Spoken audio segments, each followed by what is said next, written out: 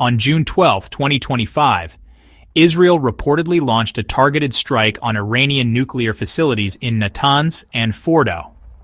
Though the full details remain classified or unconfirmed officially, satellite imagery and Iranian government sources have indicated significant damage to underground facilities. The move marks a dramatic escalation in the decades-long shadow war between Israel and Iran. But for India, this new conflict presents a major foreign policy dilemma. India and Israel share a strong strategic and defense relationship. Since formal diplomatic ties were established in 1992, cooperation has steadily grown. Israel is one of India's top 3 defense suppliers, providing sophisticated technologies like UAVs, missiles, and cyber capabilities. The two nations also collaborate in agriculture, water management, counterterrorism, and innovation. Politically, the Modi government has further deepened ties with Israel. Prime Minister Narendra Modi's visit to Tel Aviv in 2017 was historic, the first ever by an Indian prime minister. At the same time, India shares deep-rooted civilizational, economic, and strategic ties with Iran.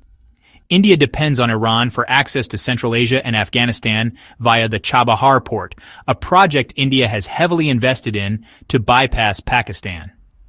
Iran was also once a significant oil supplier to India before U.S. sanctions forced a halt. Iran holds geopolitical importance for India in its quest for connectivity, energy security, and balancing China's presence in the region. Moreover, a large Shia Muslim population in India keeps the government sensitive to issues involving Iran. Israel's strike on Iran has put India in a tight diplomatic spot. Both Israel and Iran are strategic partners, but they are sworn enemies of each other. India has long maintained a balancing act, deepening ties with Israel while avoiding actions that might antagonize Iran. Now, with Israel escalating militarily and a potential regional war looming, India must tread very carefully. Condemning Israel risks harming strategic ties and upsetting Washington, while appearing silent or supportive could damage relations with Iran, endanger Indian interests in West Asia, and provoke backlash domestically. India will most likely follow a path of, strategic silence, refraining from overtly taking sides while calling for restraint and dialogue. This has been India's consistent approach in previous Middle East crises, including the United States-Iran tensions in 2020 and the Hamas-Israel conflict in 2023. India is likely to urge both countries to de-escalate, It will emphasize the importance of peace and regional stability, really making sure not to take sides. At the same time, India will probably avoid any strong public statements that appear to favor one side over the other.